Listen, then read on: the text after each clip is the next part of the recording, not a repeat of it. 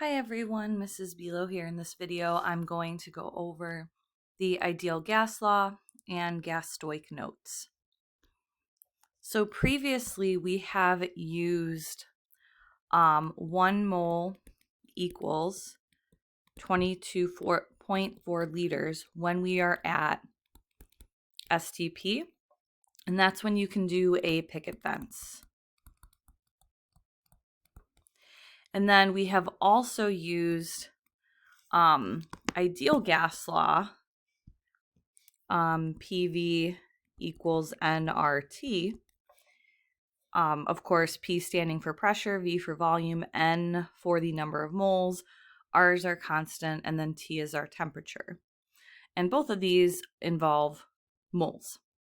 So if you are not at STP, that's when you are using ideal gas law. However, we can do some stoichiometry with ideal gas law, and that involves using a balanced equation. So this question says, calculate the volume. So we have our equation PV, because this question doesn't say we're at STP, so we can't use this and do a picket fence. So I'm going to use ideal gas law. So we are solving for volume. So that's going to be our X. And we want that answer in liters. We have our temperature. It's 20 degrees Celsius. And we have to make sure that we add 273.15 to that to get it into Kelvin, plus 273.15. So our temperature is 293.15 Kelvin. We have our pressure in 25 ATM. It's an ATM, which we need. And then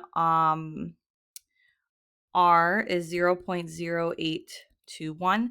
And remember, the units for R are liters, ATM, moles, Kelvin. So we already have the temperature in Kelvin. We already have the pressure in ATM. Liters is what we're solving for the volume. So now we need to get N into our number of moles. So this question is giving me 15,000 grams of H2SO4. Okay. However, when asked for the volume, it says the volume of NH3 in liters.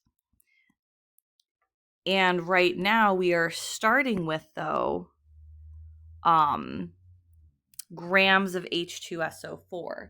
So if I'm going to solve for my volume in liters of NH3, that means that the number of moles also have to be in moles of NH3. So that means I have to convert H2SO4, these grams, into moles of NH3 because I want my answer for volume to be in liters of NH3. So whatever if we're being asked to solve for the volume for a very specific substance, then we have to make sure that the number of moles we're plugging in is for that specific substance. So this is where the stoichiometry part comes in. So I'm going to convert grams of H2SO4 into moles of NH3. So here I would have grams of H2SO4. So I have to find the molar mass of that. So I would do 2 times 1.008 plus 32.06. Let me make sure that's for sulfur.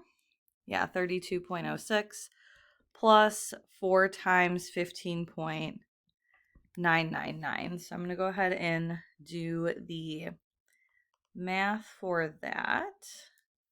So this would be 2.016. So 4 times 15.999 plus 32.06 plus 2.016. So I got 98.072 grams of H2SO4.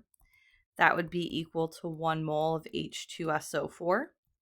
And now I need to get that into moles of NH3. This is where the stoichiometry comes in. So I have moles of H2SO4. And according to the balanced equation up here, that is 2. And I want to convert it into, I'm sorry, wrong thing. It is 1 H2SO4. And I want to convert it into NH3. So above that would be 2 moles of NH3.